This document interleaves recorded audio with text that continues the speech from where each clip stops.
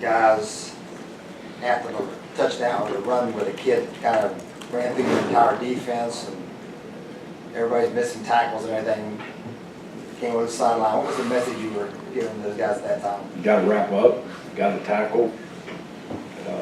We were tired, we were gassed, but we had it. The sad thing is we had him 10 yards deep in the backfield and let him get out. So, and then David and Dylan on the sideline let him go. So I just wrap up and finish a play. Does it surprise you when David comes up empty? I mean, he does so rarely do that. Yeah, you know, and it's hard to get mad at him. He had 15 tackles and 3 TFLs, but everybody sees that one play. So it was, well, what are you going to do? You have to rally him. You can't just dwell on that one play. We had to go back out. We were on the ropes, and we had to keep him motivated and try to keep him juiced up a little bit. The one thing that I was happy with on that drive, though, is they had it 1st and goal, and we ended up forcing a field goal. So that was big. Were you happy with the effort? The great outgoing effort? Yeah, I think a lot of the effort comes from when they did have Los, we were just so tired. 52 snaps we played in the second half, so that's a lot of plays. Then it looked like Dylan might have let up just a little bit, like he was thinking he was going out of bounds. Is that kind of an outgrowth of the protecting guys going out of bounds thing that's difficult to coach? Yeah, it is, because you tell them, you know, no stupid penalties. We had enough penalties Saturday to last the rest of the year, and you don't want to give them a cheap 15 yards right there. But also, you play through the whistle, and there was no whistle being blown. And I think what he thought was David was going to make the tackle, and David missed and ducked, and it was a bad play.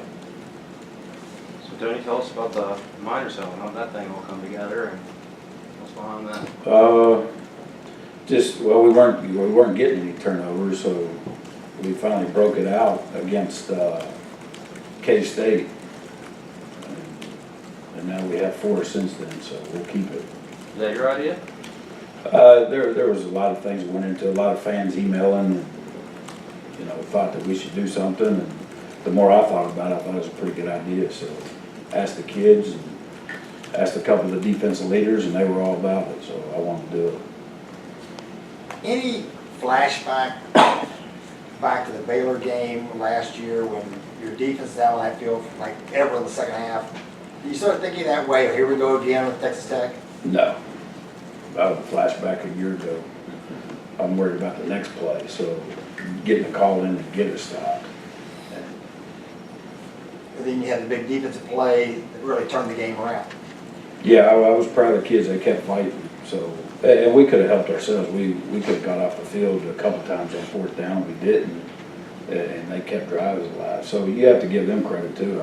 They're a good football team. It's not like we're playing a winless Texas Tech team. They just, you know, went into Stillwater and won big, put up a bunch of points, and you know they're explosive on offense. What do you go to get a miner's hat? You send the equipment guy after it? Actually, Steve Analine got it. It's a real miner's hat. I know there were some concerns about that. They said it looked like it bought it from Walmart. We didn't. It's a real one. The light works, so it's the real deal. Gibby, speaking of looking back a year ago, how much Kansas film did you watch? Obviously, they gassed you a lot. I mean, what were they doing? How do you Well, a lot of this stuff was self-inflicted. We had a lot of new guys that day. I was just looking at the film. Obviously, I've watched it. Going into that game, they had not shown power one snap all year, and they ran it 31 times against us. And then the third play of the game, we lose Kaiser. David Long was out. Toyas was out. Marvin, which replaced Toyas, went out.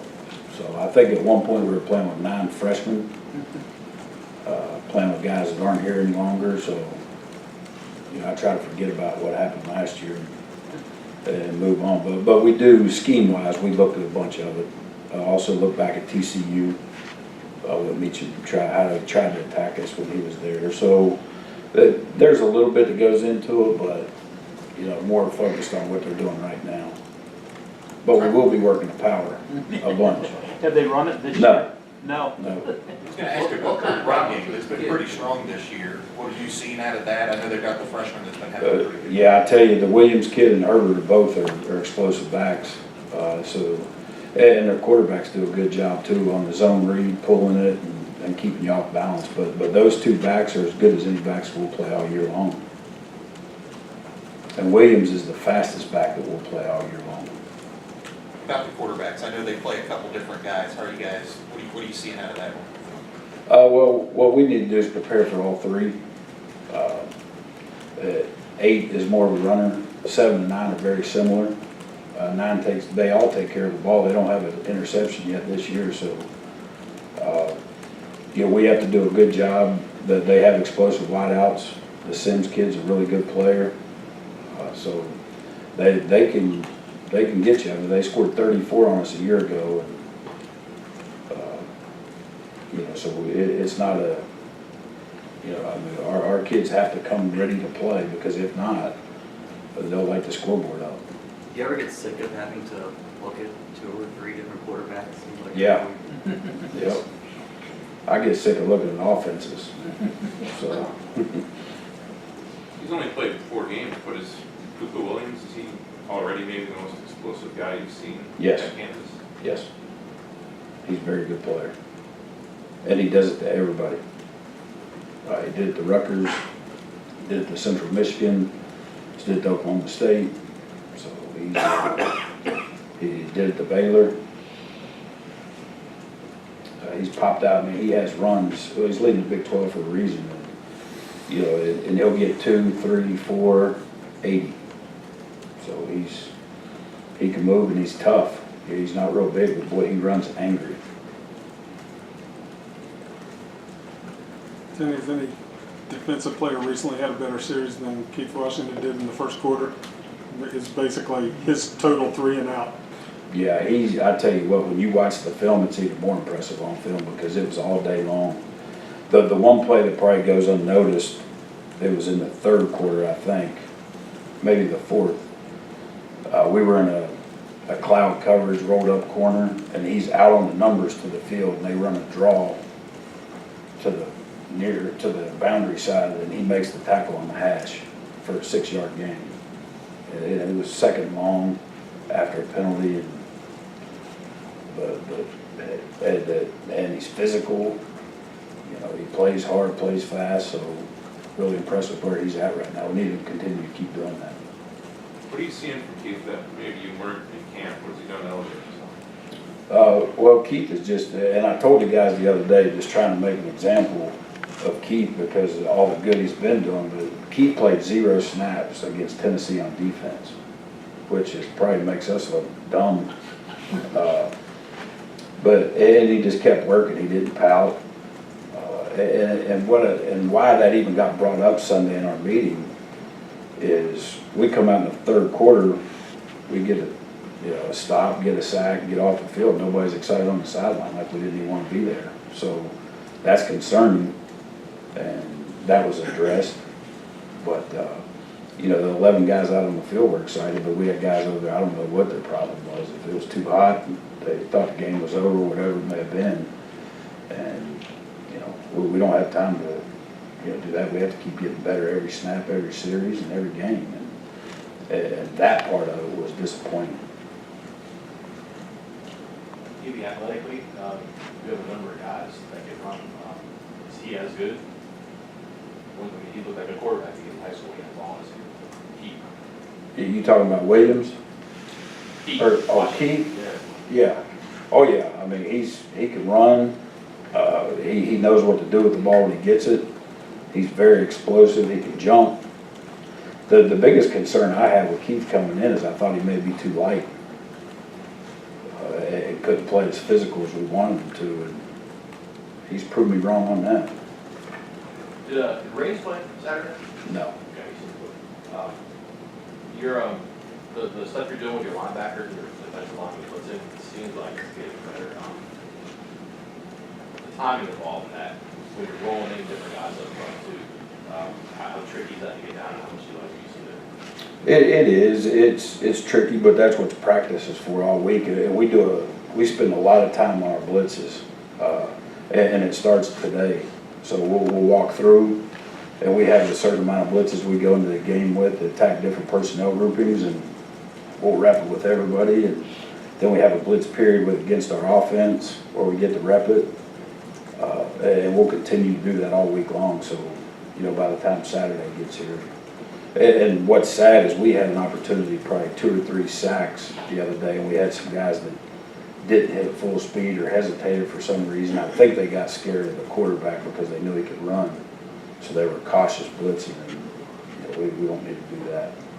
If you talk a little bit about, you got a kid like Norwood, coaching a kid like that in the situation he finds himself in now, I mean, you want him to do what comes naturally, which is what he did. And yet you can't do it. No, you can't. And the biggest thing, and everybody, I've had 100 emails and messages from other people, that's not targeting and all that. And yeah, I think the same thing. But the number one thing is anytime you launch at a player, they're going to get you. It doesn't matter where the contact's at, and he launched. And you can't do that. He should have went for the ball. And that was our coaching point. Go for the ball, put your hands up.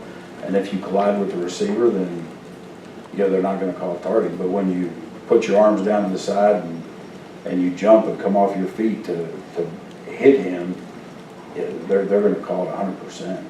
How would Carl Joseph have performed under this rule? Glad it wasn't in effect when he was here. I think it was his last year, and probably they showed video of the hit against Oklahoma. That's the one targeting. That's the officials used that tape, but he should have definitely been ejected that game. And ask Jake this, Dana wasn't interested in talking about it.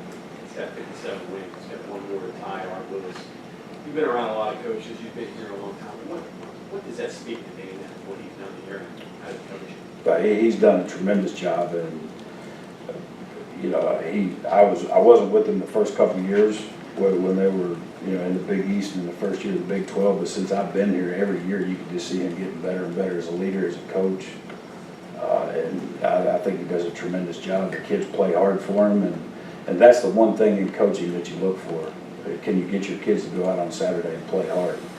And I think that he's able to do that. And I think in my mind, that's what a great football coach is.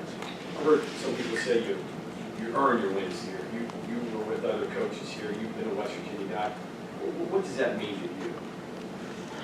Well, I think too that you look at the competition and the schedule and the things. I don't know if there's ever been a tougher run at schedule-wise at West Virginia than what coaches went through the last couple of years. This year, we have 11 Power 5 schools on the schedule, so maybe Dawn.